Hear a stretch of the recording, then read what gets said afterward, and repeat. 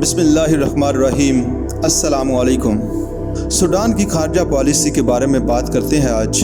حصول آزادی کے پہلے پارلیمانی دور میں سوڈان کی خارجہ پالیسی کے بنیادی نکات طے کر لیے گئے تھے، جن پر سوڈان کی تمام حکومتیں کاربند ہیں، جن میں غیر جانبداری، عرب العظم، افریقن عظم۔ یہ بنیادی نکات سوڈان کے جغرافیائی محل وقوع کی پیداوار تھے۔ سوڈان ایک طرف اپنے آپ کو عالم عرب کا حصہ سمجھتا تھا اور اس نے عرب سیاست میں اپنا کردار بھی ادا کیا، اور دوسری طرف اس نے افریقی مسائل میں پوری دلچسپی لی۔ مصر کے ساتھ تعلقات کے ضمن میں سوڈان کی رائے عامہ دو حصوں میں تقسیم رہی۔ ملک کی اہم سیاسی جماعت امہ ہمیشہ مصر کے ساتھ ادغام کی مخالف رہی۔ اس جماعت کے لیڈر مصر سے حسن ظن نہیں رکھتے تھے اور ان کا رجحان مغربی ممالک کی جماعت کی طرف تھا۔ دوسری طرف یونینسٹ مصر کے ساتھ زیادہ قریبی روابط کے حامی تھے۔ پہلی فوجی حکومت کے دوران سوڈان کی غیر جانبداری زیادہ واضح صورت میں سامنے آئی۔ اس دور میں نہ صرف امریکی امداد قبول کی گئی بلکہ روس اور مشرق یورپ کے ممالک سے بھی امداد حاصل کی گئی۔ فوجی حکومت نے یوگوسلاویہ کے ساتھ خصوصی تعلقات قائم کیے، جو غیر جانبدار تحریک کا قائد ملک تھا۔ اکتوبر 1964 کے انقلاب کے نتیجے میں جغرافیہ پالیسی میں بھی نیا موڑ آیا۔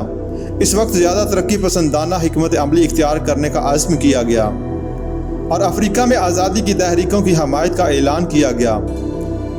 تاہم جب دوسرے پارلیمانی دور میں امہ پارٹی برسر اقتدار آئی تو خارجہ پالیسی قدیم خطوط پر چلنے لگی۔ اکتوبر 1967 میں عرب اسرائیل جنگ میں سوڈان نے اپنے فوجی دستے محاذ پر روانہ کیے اور برطانیہ کے ساتھ تعلقات منقطع کر دیے۔ جنگ کے اختتام پر عرب سمٹ کانفرنس خرطوم منعقد ہوئی، جو عربوں کے اتحاد کا سنگ میل بنی۔ کانفرنس نے عرب مسلمانوں کے خلاف مشترکہ لاہ عمل اختیار کرنے کی سوچ پیدا کی۔ دوسری فوجی حکومت کے آغاز میں سوشلسٹ نظریات کا غلبہ تھا۔ حکمت عملی میں بھی اس کے اثرات نظر آنے لگے۔ مصر کے صدر ناصر کے ساتھ روابط قائم ہوئے۔ افریقہ کی تمام حریت پسند تحریکوں کی حمایت کا اعلان کیا گیا۔ روسی بلاک کے ساتھ تعلقات زیادہ قریبی ہو گئے، لیکن سوشلسٹ عناصر کی بغاوتوں نے النمیری کی سوچ کے دہارے بدل دیے اور ایک بار پھر متوازن غیر جانبداری کا اصول اپنایا گیا۔ خلیجی جنگ کے دوران امریکہ اور سوڈان کے تعلقات میں کشیدگی انتہا کو پہنچ گئی۔ 1993 میں امریکہ نے سوڈان کو دہشت گرد قرار دے دیا، جبکہ 1996 میں امریکہ کی ایما پر سلامتی کونسل نے سوڈان پر پابندیاں عائد کر دیں۔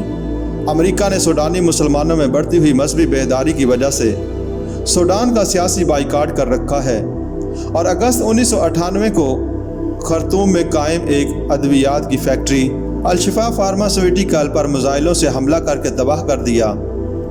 امریکہ کا کہنا تھا کہ جولائی 1998 میں کینیا اور تنزانیہ میں امریکی سفارت خانوں میں ہونے والے بم دھماکوں میں سوڈان کا ہاتھ تھا، اور اس فیکٹری میں ادویات کے پردے میں سوڈان کیمیائی ہتھیار تیار کر رہا تھا۔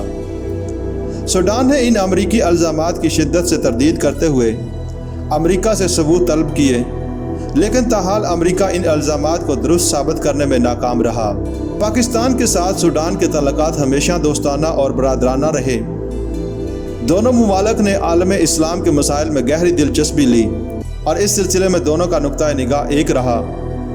جون 2002 میں خرطوم میں منعقد اسلامی کانفرنس تنظیم OIC کے وزیر خارجہ کے اجلاس میں ایک قرارداد کے ذریعے مسئلہ کشمیر کے حل پر اور کشمیریوں کے حق خود ارادیت پر زور دیا گیا۔ اس قرارداد کی منظوری میں سوڈان نے اہم کردار ادا کیا۔